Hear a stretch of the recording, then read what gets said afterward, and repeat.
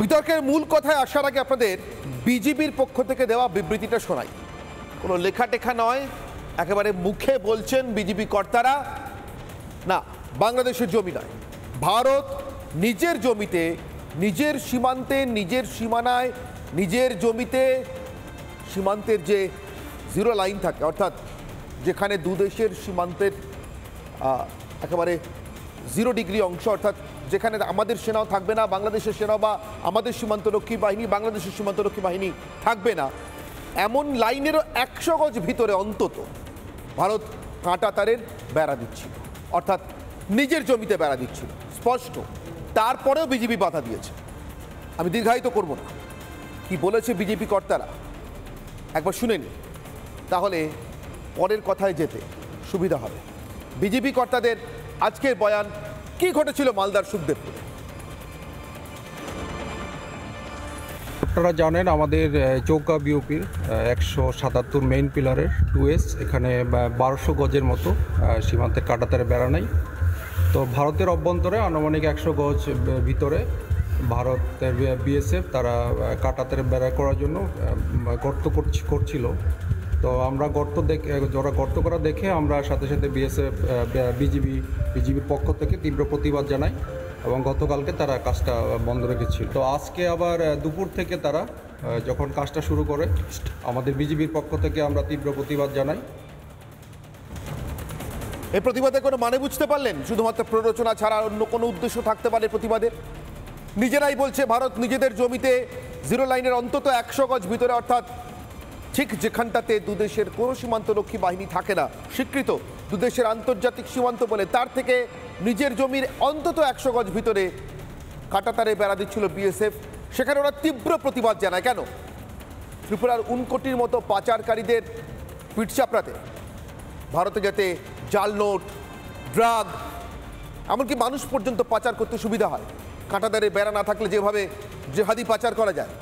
তারপরে এপারে খারিজি মাদ্রাসায় জসিমউদ্দিনের ছাত্ররা, শিষ্যরা এসে পড়িয়ে যাবে, সেই জন্য বাধা, সেই জন্য প্রতিবাদ।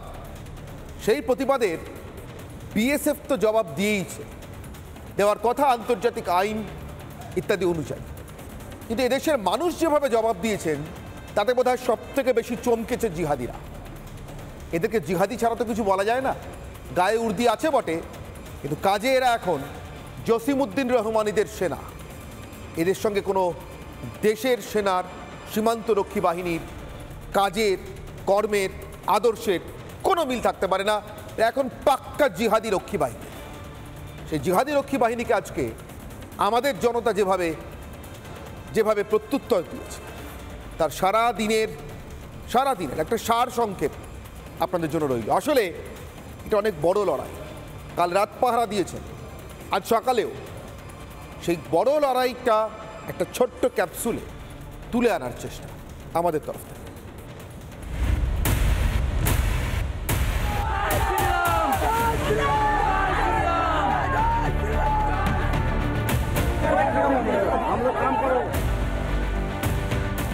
এই মুহূর্তে আমি দাঁড়িয়ে রয়েছি মালদাহের ভারত বাংলাদেশ আন্তর্জাতিক সীমান্তে।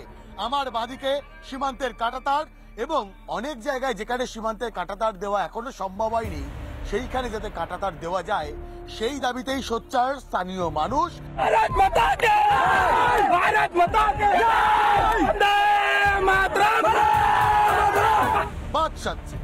বাদ সাজছে এই কাঁটাতারের ঠিক উল্টো দিকে বাংলাদেশে, যেখানে বিজিবি এবং স্থানীয় যারা জঙ্গি এইভাবেই জমায়েত করে থাকছে এবং একই সঙ্গে বারংবার এমন একটা পরিস্থিতি সৃষ্টি করছে যাতে বিএসএফ কে উস্কে দেওয়া যায়।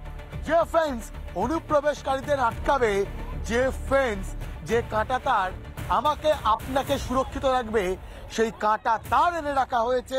কিন্তু এই তুচ্ছ উপদ্রবদের কারণেই নিরাপত্তার খাতিরে আপাতত ফেন্সিং এর কাজ বন্ধ রাখতে হয়েছে। কোনো বাইরের অনুপ্রবেশকারীর কথাতে ভারতের সীমান্ত রক্ষা বাহিনী পিছিয়ে পড়বে না।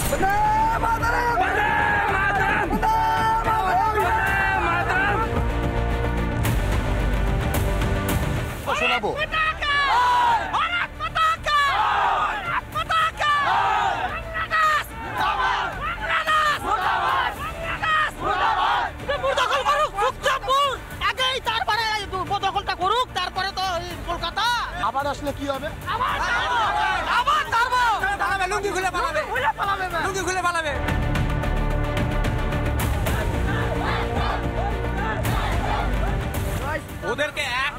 জমি ছাড়বো না আমরা। দরকার হলে বিএসএফ পিছনে থাকবে, আমরা গ্রামবাসী সামনে থাকবো। লড়াই ইঞ্চিতে ইঞ্চিতে হিসেব বুঝবো আমরা। ওই টকের মতো বাংলাদেশের অবস্থা হবে, কেউ চাটতেও পাবে না। প্রশ্নটা এখানে, সীমান্তরক্ষী বাহিনীর সঙ্গে কাঁধে কাঁধ মিলিয়ে শুধু নয়, আমাদের সীমান্তরক্ষী বাহিনী বিএসএফ এর পাশে বা প্রয়োজনে তার থেকে এক কদমে এগিয়ে গিয়ে যারা লড়তে রাজি আছেন, যারা বিএসএফকে এতটা ভরসা করেন, তাদের মুখ্যমন্ত্রী তো বিএসএফকে বিশ্বাসই করেন না। তাদের মুখ্যমন্ত্রী মানে পশ্চিমবঙ্গের মালদার কালিয়াচকের ৩ নম্বর ব্লকের সুখদেবপুর গ্রামের মানুষের মুখ্যমন্ত্রী মমতা বন্দ্যোপাধ্যায়, সারা রাজ্যের মুখ্যমন্ত্রী, তিনি তো বিএসএফকে দেখলেই গালমন্দ করেন। তার দু চোখের বিষ বিএসএফ কতটা সম্প্রতি এই সময়ও, আগে যা বলেছেন আমি বলছি এই সময়ও, নতুন বছরে 2025-এ 2রা জানুয়ারি মমতা বন্দ্যোপাধ্যায় বিএসএফকে স্বাগত জানিয়েছেন এ সমস্ত বাছা বাছা কুকথা দিয়ে, গালিগালাজ দিয়ে, কার্যত অপমান দিয়ে, চূড়ান্ত অপমান। কি বলেছিলেন মমতা? সেখান থেকে তো বলছি না, জোশে জনতা এখনো ঘুমিয়ে মমতা, এখনো বিএসএফকে তার বিষ মনে হয়, দেশবিরোধী মনে হয়, পাচারকারীদের সাহায্যকারী মনে হয়, জিহাদিদের সাহায্যকারী মনে হয়। জনতা তো অন্য কথা বলছে মমতা বন্দ্যোপাধ্যায়। কি বলেছেন 2 তারিখ মমতা, আসুন শুনে নি। বিএসএফ মেয়েদের উপর অত্যাচার করছে, কিন্তু আপনাদের দিক থেকে কোনো প্রতিবাদ কেন হয়নি? ডিজি রাজীব কুমারকে আমি বলবো, কোন কোন জায়গায় লোক ঢুকেছে, লোক ঢুকিয়েছে বিএসএফ। কারণ বর্ডার আমাদের হাতে নয়, বর্ডার হচ্ছে বিএসএফের হাতে। কোনো 2-1টা টিভি চ্যানেল বিএসএফের দায়িত্বটা তৃণমূল কংগ্রেসের ঘাড়ে চাপাচ্ছেন। তাদের আমি বলবো সংযত হন, সংবেদনশীল হন। এখানে গুন্ডা পাঠিয়ে দেওয়া হচ্ছে, বর্ডার দিয়ে খুন করছে, চলে যাচ্ছে, এই রকম লোক পাঠানো হচ্ছে। এটা বিএসএফের অনেক ভেতরকার কাজ। এর মধ্যে কেন্দ্রীয় সরকারের একটা ব্লুপ্রিন্ট আছে। কেন্দ্রীয় সরকারের ব্লুপ্রিন্ট যদি না থাকতো এটা হতো না।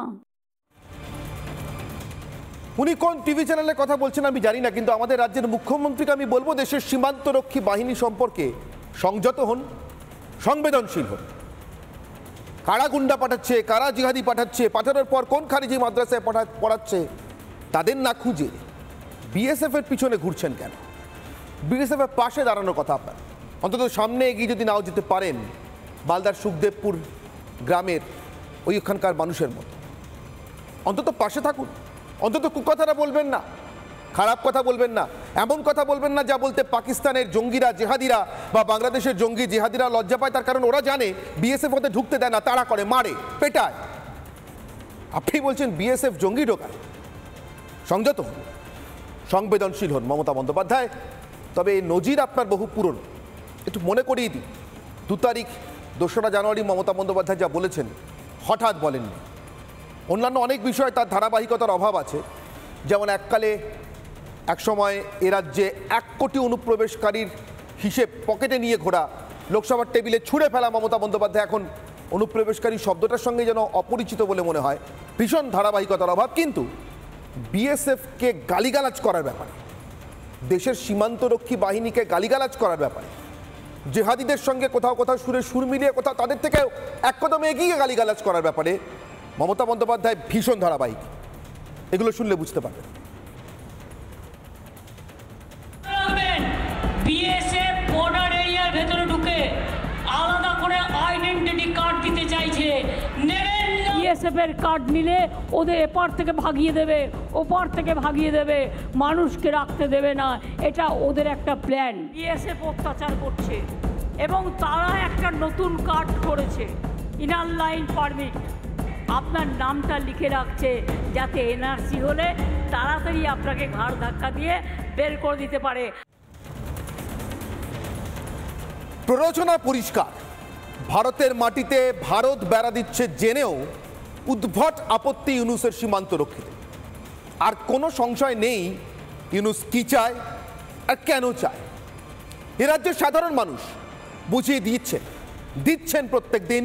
ইউনূসের এই সীমান্ত শয়তানির জবাব দিতে বিএসএফ এর সঙ্গে তারাও তৈরি। কাঁধে কাঁধ মিলিয়ে দরকারে এক কদম এগিয়ে। ইউনূস যেমন নিজের শেষ দিন এগিয়ে আসা দেখতে পেয়ে মরিয়া, এ রাজ্যের মুখ্যমন্ত্রী মমতা ব্যানার্জিও একবার একটা শেষ চেষ্টা করে দেখবেন নাকি? আচ্ছা, বাংলাদেশি জঙ্গি রহমানির বই পড়ানো খারিজি মাদ্রাসা নিয়ে না হয় মুখ খুলতে আপনার কষ্ট হয়, কোনো একটা কারণে কষ্ট হয়, কি কারণ আমি জানি না, কিন্তু কষ্ট হয়, বুঝতে পারি। মুখ খোলেন না মানে নিশ্চয়ই কষ্ট হয়। ভারতের জমি দখলের দুঃস্বপ্ন দেখা জিহাদিদের একবার লোক দেখানো হুঙ্কারও তো একটা দিতে পারেন মমতা বন্দ্যোপাধ্যায়। না হলে রাজ্যের মানুষ, দেশের মানুষ কি ভাববেন? আপনি বলেন আপনি বাঘ, আপনি ঘুরে বেড়ান যেখানে সেখানে, কোথাও যেতে আপনার আটকায় না, সব জায়গায় খবর আপনার কাছে 1 মিনিটে পৌঁছয়। মালদায় দলের নেতা খুন হলে আপনি 1 মিনিটে জেনে যান বিএসএফ জেহাদি ঢুকিয়েছে। আর বিএসএফ এর সঙ্গে কাঁধে কাঁধ মিলিয়ে এ রাজ্যের মানুষ সীমান্ত পাহারা দিচ্ছেন, খেদিয়ে দিচ্ছেন জেহাদিদের। 24 ঘন্টা পেরিয়ে গেল, আপনি জানতে পারলেন না। মমতা বন্দ্যোপাধ্যায় বছরে একবার 21শে জুলাইয়ের মঞ্চ থেকে আপনি যেমন বলেন, সেই অভ্যেস মতোই না হয় সীমান্তে দাঁড়িয়ে নিজের রাজ্যের, নিজের দেশের মানুষের পাশে দাঁড়িয়ে হাতটা মুঠো করে আকাশের দিকে মাথা তুলে মেরুদণ্ড সোজা রেখে একবার বলুন না, একবার তাকিয়ে বলুন না বন্দে মাতারম।